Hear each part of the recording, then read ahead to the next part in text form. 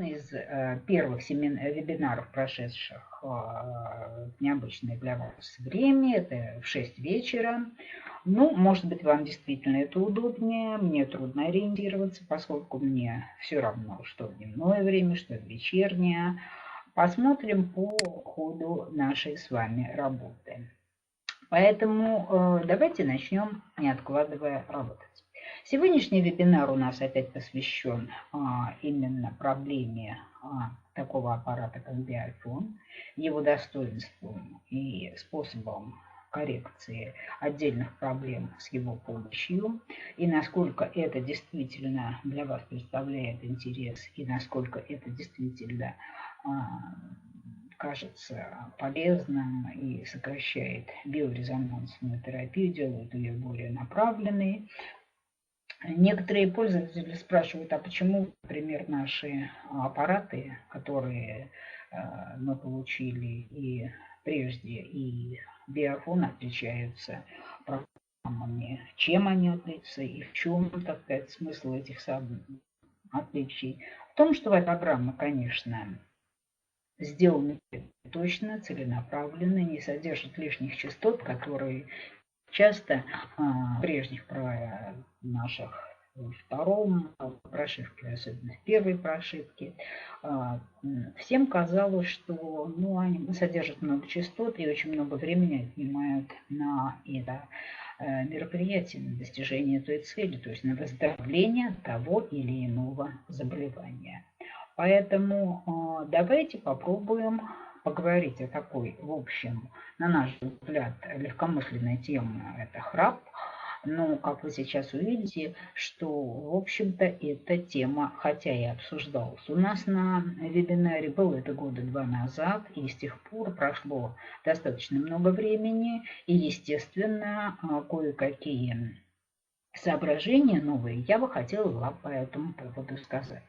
Поэтому название сегодняшнего вебинара можно так сформулировать, как Биофон и его помощь в коррекции храпа.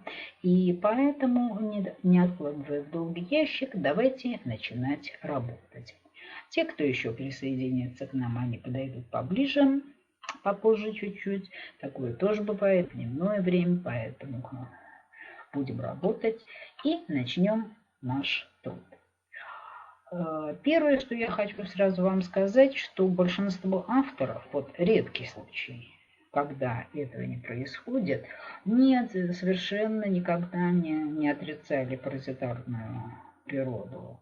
И именно на паразитов возлагали те причины, которые сопровождают возникновение храпа у нашего населения, поскольку храп, естественно, рассматривался как патология носоглотки, то, естественно, и в связи с этим вирусные теории паразитарные и бактериальные природы храпа не вызывала сомнений. Причем, мало того, что это храп, у некоторых людей это неприятное само по себе ночное явление, особенно у мужчин, то, мало того, иногда вы посмотрите, как формируется механизм самого храпа. Это изменение положения стенок глотки, мягкого неба и языка, то, в общем-то, в крайних случаях ночной храп у некоторых пациентов и нередко случаются такие эпизоды, когда вы находитесь рядом с храпящим человеком, вы чувствуете, что храп идет непрерывно, а с какими-то такими вот как бы паузами. И вот эти паузы или апноэ, то есть они как раз и есть остановка дыхания во время сна и могут присоединиться к явлениям храпа и еще больше усугубить ситуацию и привести даже к неприятным исходам. Поэтому об этих явлениях храп ночное апноэ, то есть остановка дыхания во время определенных фаз храпа, приводит к тому, что органы дыхания находятся в тяжелом ситуации, а человек храпун или хрипун, как его чаще называют на бытовом уровне, они почти всегда находятся под дамокловым мечом неприятных явлений и даже гибели во время остановки дыхания. Чаще всего апноэ возникает у людей курящих, у людей пожилого возраста в том числе. Ну и также храпят, и остановка дыхания возникает и у детей. Сейчас дети имеют много врожденных различных заболеваний.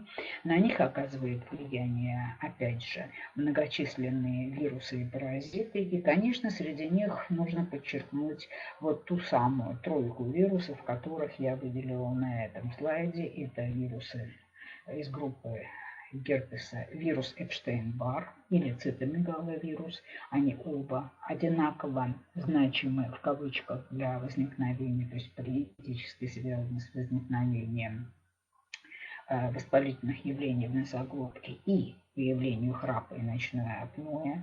Вирус папилломатоза всех трех типов, аденовирусная инфекция, тоже нескольких видов, которые вызывают чаще всего возникновение этих изменений. Ну и все эти вирусные, довольно многочисленные комплексы всегда и чаще всего делят ответственность за возникновение ночного апноэ или храпа с таким неприятным бактериальным агентом, как стрептококк. Более правильно даже сказать стрептококка, стафилококковой инфекции ассоциации, потому что стрептококки и стафилококки считаются в носоглотке относительно санитарными, относительно патогенными и в какой-то степени могут просто находиться на ответственной оболочке, не вызывая никаких воспалительных изменений, как представляется некоторым нашим врачам. Но, к сожалению, в последнее время в связи с очень большой вспышкой и глюкозной инфекцией, и распространенностью вирусных инфекций различного вида, как острых, так и хронических, роль стрептококка и стафилококка становится все более и более важной, и эта инфекция все чаще и чаще вы встречаете и в практической деятельности, и на диагностике. Поэтому стрептококко-стафилококковую ассоциацию, как вам удобно, стафилококко-стрептококковую ассоциацию, необходимо обязательно включить в программу борьбы с ночным храпом и апноэ. Вообще явление ночного храпа и апноэ, то есть остановки дыхания, они неразделимы совершенно друг с другом, отмечается у очень большого количества населения. Причем некоторые приводят такие цифры, что среди мужской популяции населения, например, все тоже тех же самых Соединенных Штатов Америки, до 95% мужчин храпят во время сна. Женщины храпят меньше, но тем не менее другая статистика немножко нас настораживает, что уже к 60 годам храп наблюдается у населения женского и мужского пола.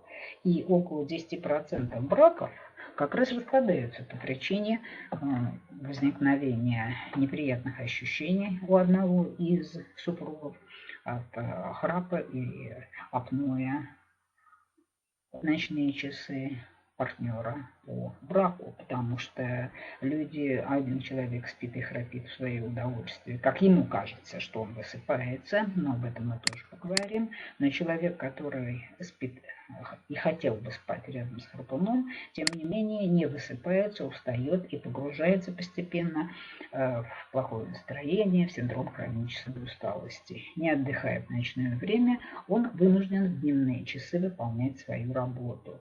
А это, в общем, довольно сложно, если тебе не дают спать в ночные часы.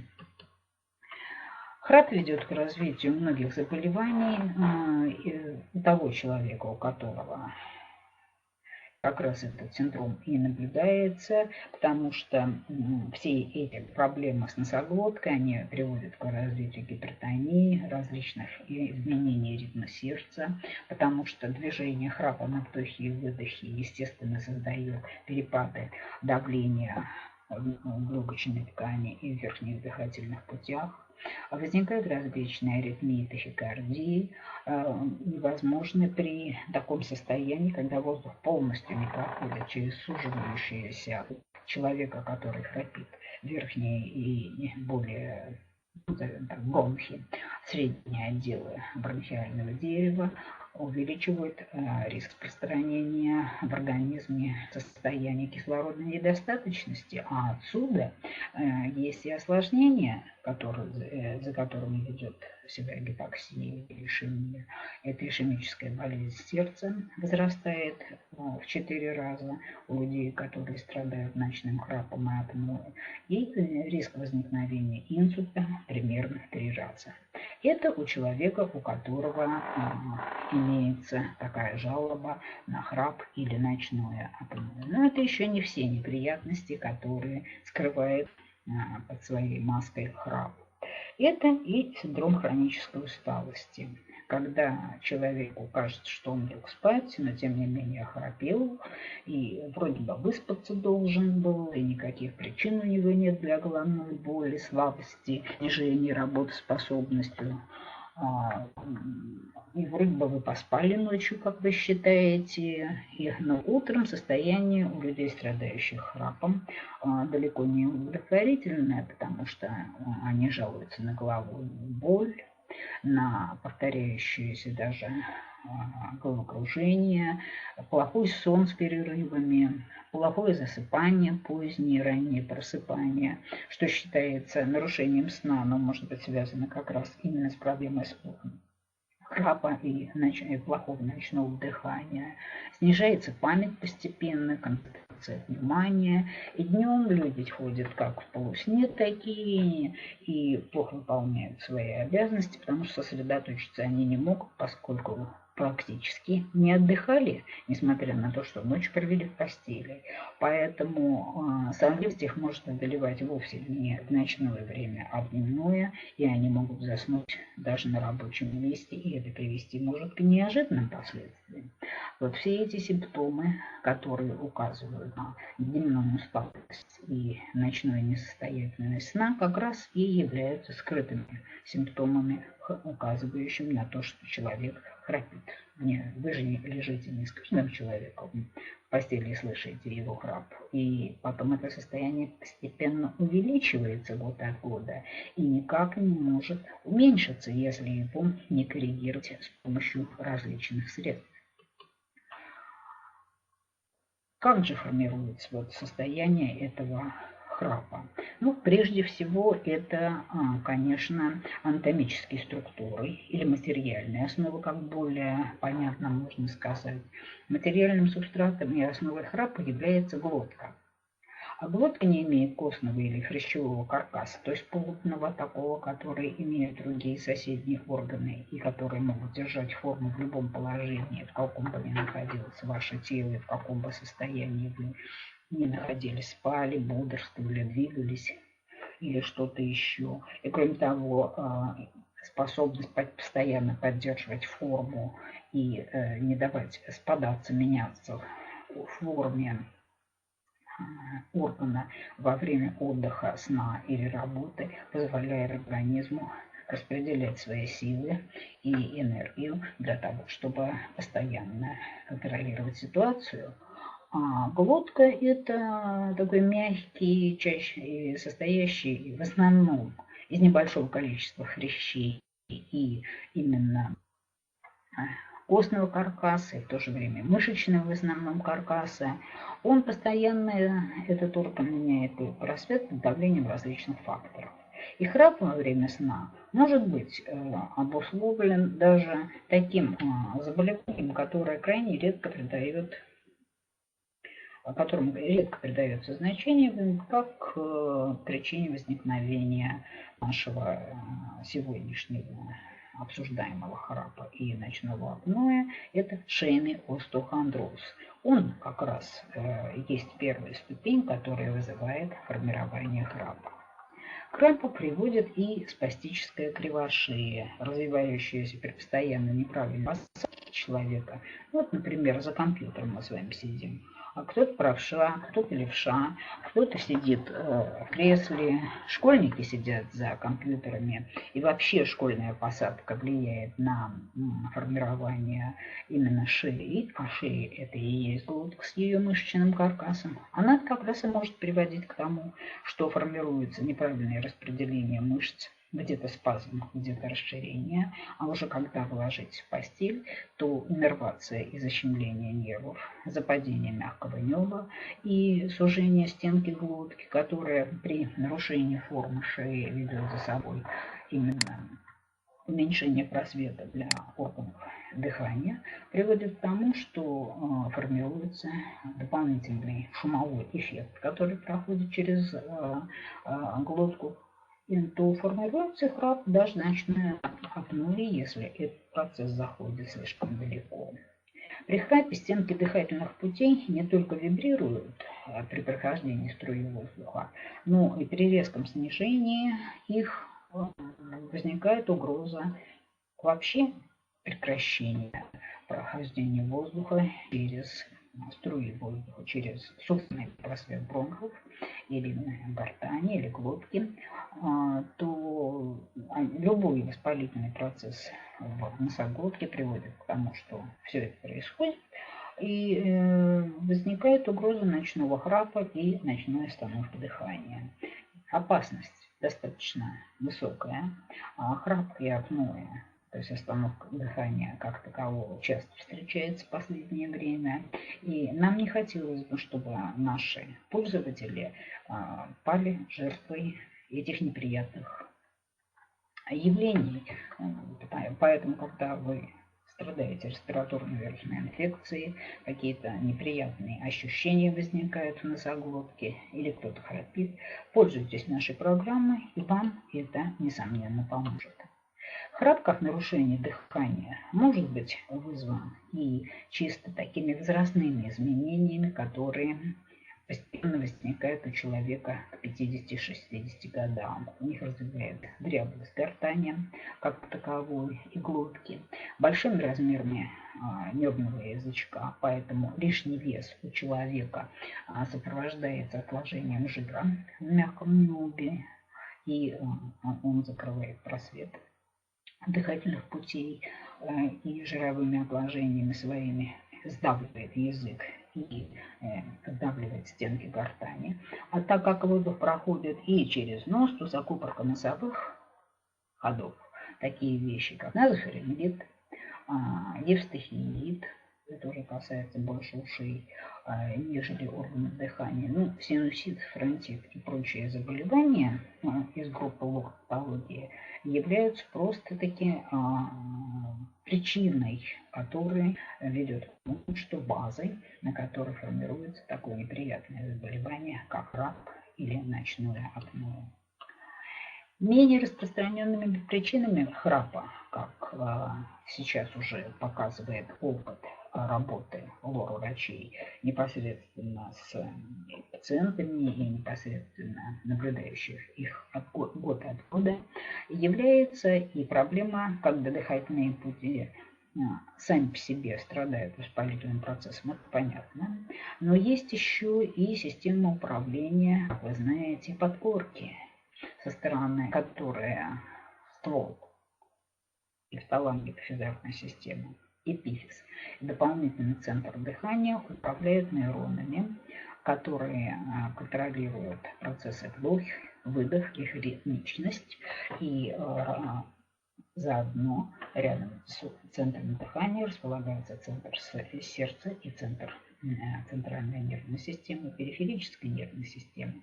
Поэтому обычно контролирующий вдох и выдох органов больше, чем мы себе представляем. Это не только органы дыхания, но и центры управления. И если вирусы герпеса, о которых я вам уже говорила, или медленные вирусы папилломатоза оказывают влияние на подкорковые центры, или они плохо работают по возрастным причинам, то формирование храпа и апноэ – это вопрос нескольких буквально месяцев.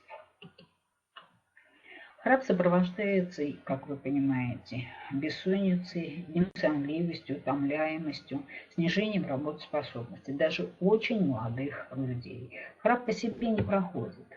Вы очень не можете рассчитывать на то, что вы вот сейчас отработаете, а летом вы отоспитесь. Но храп не исчезает ни весной, ни осенью, ни зимой. Может храпеть не выспавшийся человек даже днем. Поэтому это заболевание самостоятельно не является, но тем не менее оно настолько влияет на органы дыхания и на органы верхние придаточные пазухи, то есть органы, что требуется необходимость в коррекции этого процесса. И до сих пор, в общем, несмотря на такое вроде бы несерьезное отношение к самому процессу храпа, этот процесс до сих пор не решен. Одной из причин храпа служит и избыточная масса тела, я уже об этом говорила. Люди пытаются как-то бороться с недосыпом, с дневной такой вот неприятной ситуацией с помощью, например, фармакологических средств. Снотворные, однако, вместо того, чтобы помочь тому человеку, который храпит, не высыпается, плохо дышит, в его организме накапливается большое количество углекислоты, мало кислорода, организм устал и ничего не хочет, то есть есть все признаки синдрома хронической усталости, плюс еще снотворные угнетают дыхательный центр, затрудняют вдох, и этот способ не помогает вылечить храп совсем. Наоборот, ухудшая ситуацию и углубляя частоту ночных апноэ, и даже, особенно у людей с короткой шеей и со слишком веса.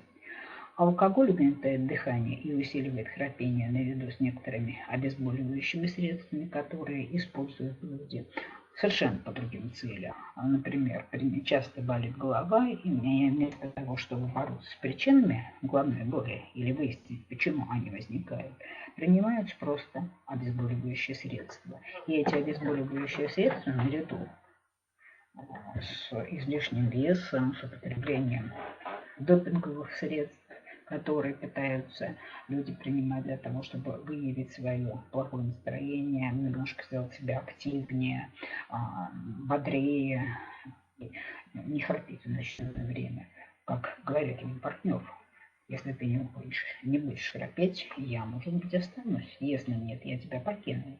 Поэтому до сих пор ни одного фармакологического препарата от храпа, даже на уровне БАДа, фармакопрепарата, тем не менее ничего такого существенного не получено. И средства есть улучшающие сон, но не снимающие синдром храпа. Или наоборот. Не получается с храпом фармакопрепаратами и аптечными препаратами бороться. Мало того, пытаются иногда лечить храп с помощью лекарств. И мы уже знаем, это не получается, однако без какого-либо положительного эффекта таблетки не помогают. Тогда решили попробовать различные инструментальные способы лечения. Я даже не буду вам подробно рассказывать об этих способах лечения храпа, потому что чаще всего для лечения пытались применять зубные приспособления, которые дают воздуху проходить через буквально зажатые шурупами зубные челюстные протезы, и это нисколько не улучшает ситуацию. Или предлагали даже масочный аппарат, то есть человек спит и дышит, соответственно, при надетом на нем масочном аппарате при искусственной вентиляции легких, что тоже не имело никакого успеха и было постепенно забыто и сейчас уже не используется. Мы же предлагаем вам более простой вариант, который он, в общем-то, доступен каждому, потому что биорезонанс и его использование непосредственно в нашей клинике вы хорошо знаете. И сама программа, она, в общем-то, не очень сложная на самом деле. Ее можно составить для любого аппарата, если вы знаете, какие компоненты, то есть название программ, должны присутствовать в той или иной программе. Потому что, в общем-то, все наши аппараты в той или иной степени с теми или иными частотами содержат вышеперечисленные программы, о которых я вам сейчас скажу. И вы догадаетесь, что, в общем-то, здесь нет никаких особых таких тонкостей, которые человек не в состоянии справиться с ним. Ну, во-первых, начнем с первой части нашего цикла. Вы видите, что у нас стоит первый этап 15 дней и второй этап 15 дней. Поэтому здесь, в общем-то, программа такая и очень короткий третий этап тоже 15 дней. То есть за 45 дней вы в состоянии справиться с этой проблемой. Не сразу, правда. Первый заход, как правило, 45-дневный, требует повтора. Буквально через 2 недели тут же повторить этот набор программ. И как построена наша программа. И, как ни странно, храп стоит не на первом месте. А первый этап – это снятие беспокойства и напряжения. Вы здесь видите программы, касающиеся непосредственно и родителей данного заболевания. Вы видите, что программа храпа, она короткая сама по себе, но тем не менее требуется и количество частот, которые помогли бы справиться с теми паразитарными причинами, о которых я уже говорила. Это борьба с вирусами папиллома всех 3 типов, которые здесь приведены. Группа герпеса дана в виде, кстати, не отдельно Эпштейн-Бар или цитомегаловирус выделен. Я вам советую взять именно противогерпетическую общую программу, потому что вирусы герпеса довольно своеобразно вызывают различные сдвиги, как в органах дыхания, так и непосредственно иннервирующих эти органы и вообще внутренние органы, нервы парасимпатической и симпатической нервной системы. Поэтому, используя общую герпетическую программу, вы не только получаете борьбу с медленным вирусом, освобождаете свой организм от постоянно циркулирующего, персистирующего вируса герпеса общего как такового, вы сами можете в этой программе убрать из организма и те вирусы, которые вызывают непосредственно храп. Это группа, я уже говорила, Эпштейн-Бара и цитомегаловируса. Вы можете также спокойно избавиться от тех вирусов герпеса, которые не так опасны для вашего организма. Например, простой вирус герпеса симплекса, он на первый взгляд ничего такого вам в отношении храпа вреда никакого принести не может. Ну вот, например, герпес зостер, отдельно существующая группа, она способна отягощать состояние пациентов, страдающих не только респираторно-вирусными инфекциями и патологией хронической ОР, если уж назвать кошкой. Вот эти причины чаще всего и вызывают храп у человека, даже остановку ночного дыхания, то вы, используя противогерпетическую программу, сможете избежать не за один раз, а за несколько раз избавить и очистить свой организм от этого неприятного медленного хронического вируса. Вирусы папилломы не вызывают никаких вопросов в том смысле, что они должны быть убраны из организма. Полипы различные этиологии, выступающие дополнительные ткани, которые сужают просвет верхних дыхательных путей, приводят к тому, что формируется не только храп, но и даже формирование хронического процесса в носоглотке, который вызывает хроническую дыхательную недостаточность. И поэтому я уже не говорю о том, что вирусы папиллома человека вообще опасны и как источники не только полипов, но и более злокачественных, которые могут распространяться по просвету органов дыхания, действительно желчевыводящих путей, непосредственно в органах пищеварения располагаться, где только не находятся вирусы, папилломы и вообще полипы как таковые, как необходимо над этим работать. И только избавление от вирусов герпеса, именно они относятся к группе медленных или онковирусов, их часто называют. Это помогает избавиться не только от храпа, но и от угрозы более опасных для жизни человека, чем храп. Ну, ночное апноэ вещь малоприятная и также опасная, как и всякие другие процессы. Далее мы спускаемся взглядом вниз и видим перед собой программу базовую аденовирусную. Ну, с аденовирусом вообще ситуация своеобразная, хотя они не относятся к группе медленных вирусов, тем не менее это респираторные вирусы особой группы, содержащие в своей молекуле ДНК и дающие возможность этим вирусам жить даже в окружающей среде, на грязной посуде, и именно они вызывают очень часто инфекцию верхних дыхательных путей, связанную с возникновением аденоидита, возникновением различных локализаций в придаточных пазухах носа, внедряются в стенку непосредственно гортани и глотки, мешают дышать даже носом в обычном состоянии. Тем не менее, на эту вирусную инфекцию мало кто обращает внимание.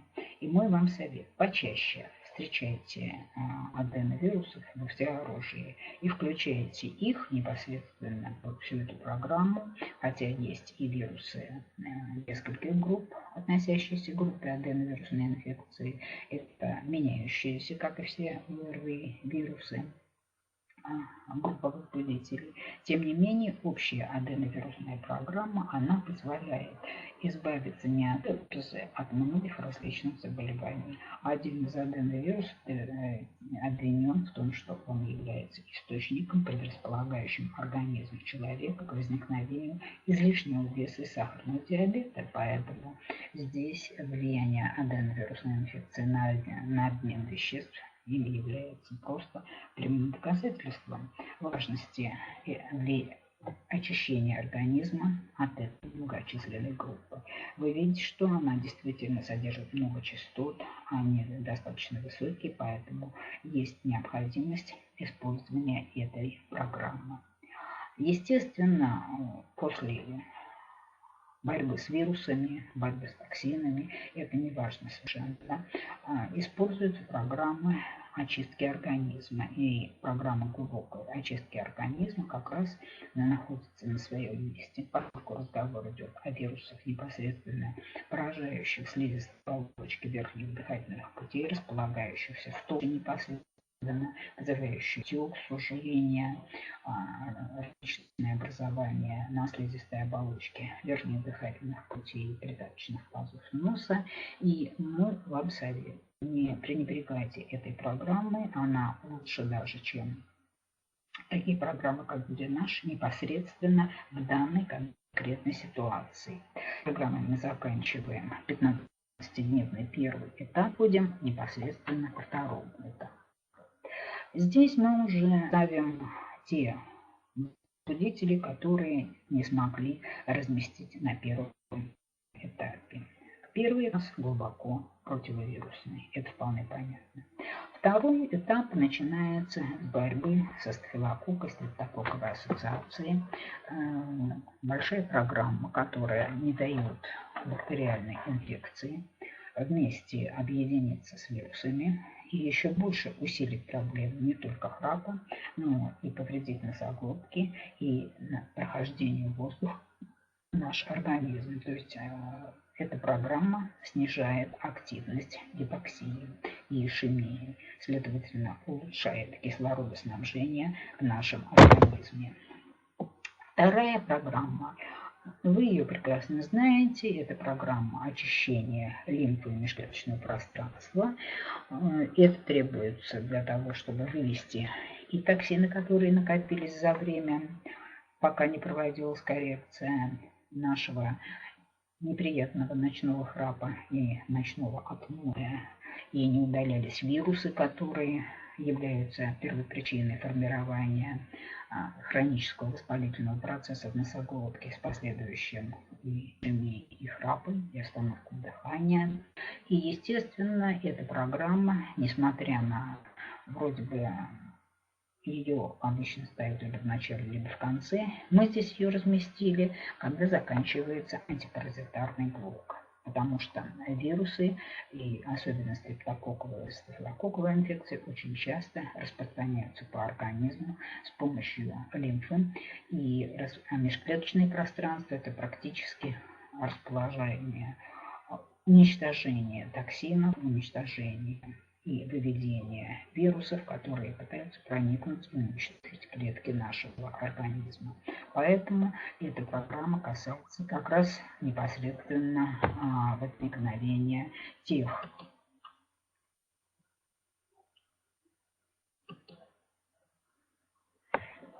событий, о которых я уже говорила.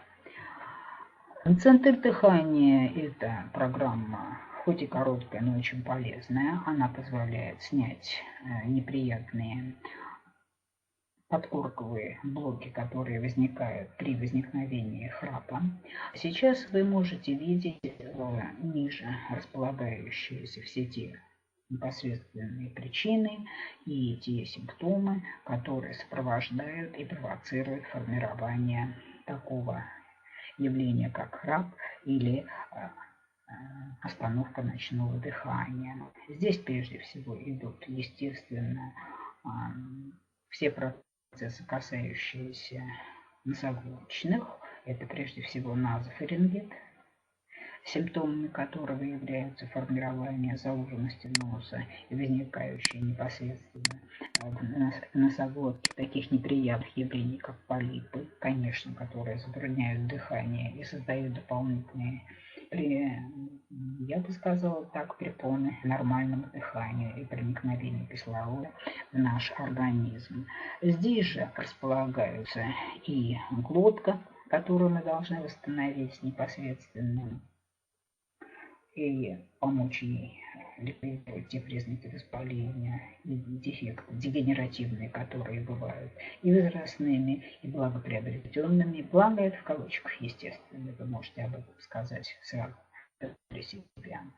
Сказать, что благоприобретенные врачи выражаются, когда пытаются сказать своему пользователю, что процесс не врожденный, а возник в процессе жизни человека или ребенка. Мы должны действительно очень большое влияние оказать и голосовым связкам.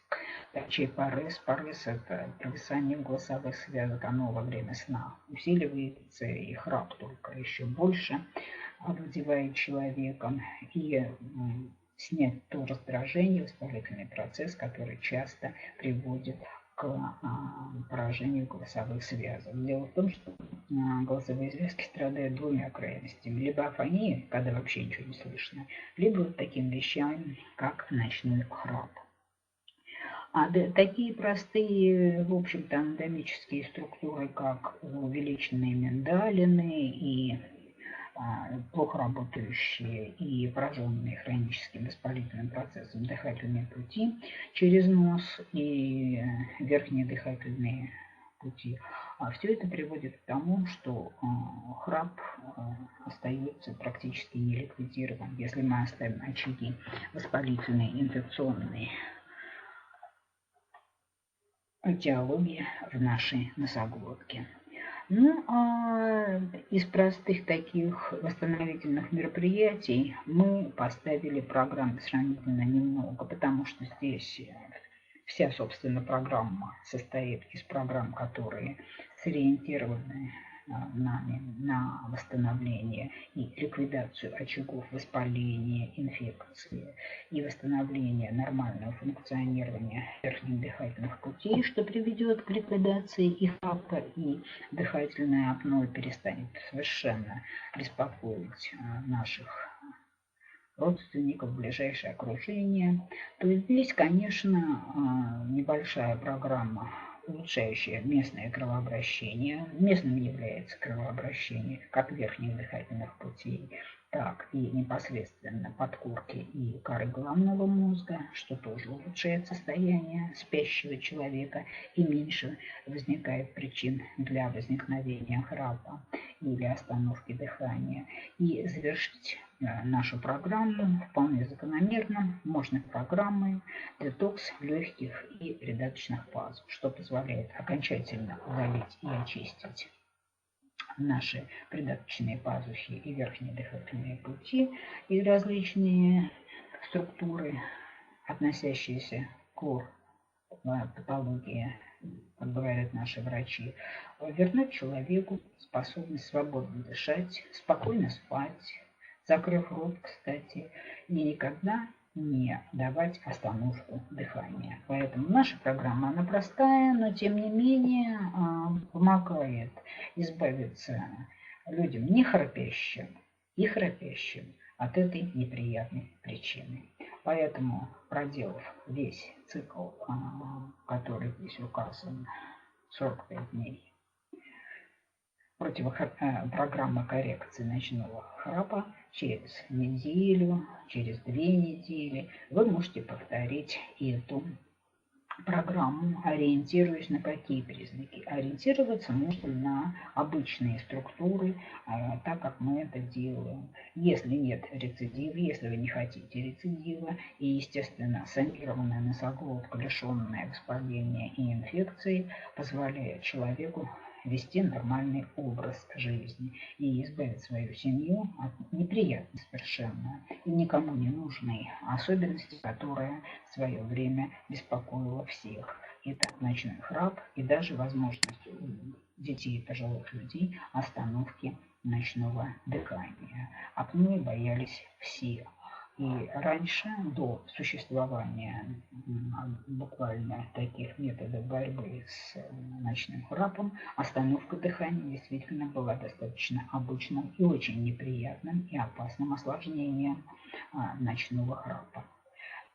Ну и последняя наша с вами, как всегда, последняя страничка нашего вебинара посвящена обычному пожеланию. Будьте здоровы! Поэтому следующий наш вебинар на этом, естественно, не заканчиваются.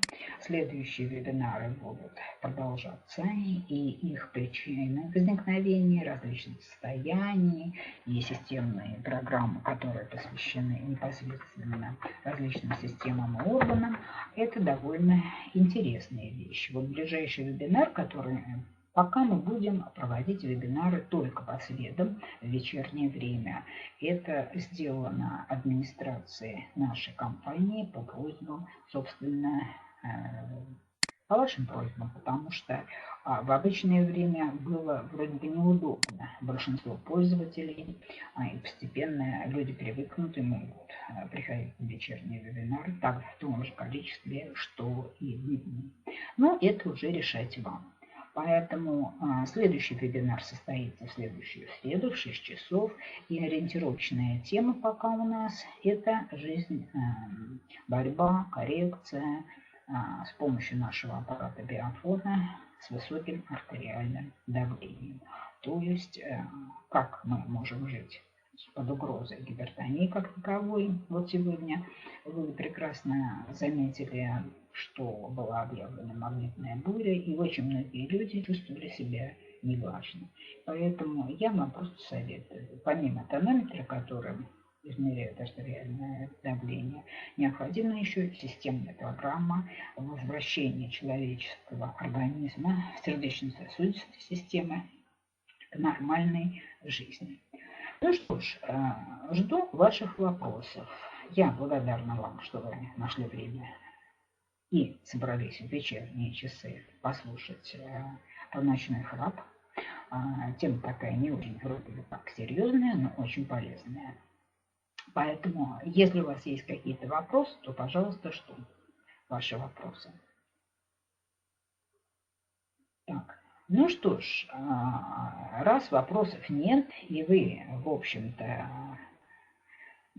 я постаралась достаточно коротко, не задерживая ваше внимание, но тем не менее достаточно информативно, дать вам информацию об этой, вроде бы на первый взгляд, легкой, но, как оказалось, довольно вредной теме. Поэтому, если у вас нет вопросов, то я с вами на сегодня прощаюсь и до следующего вебинара. Будьте здоровы!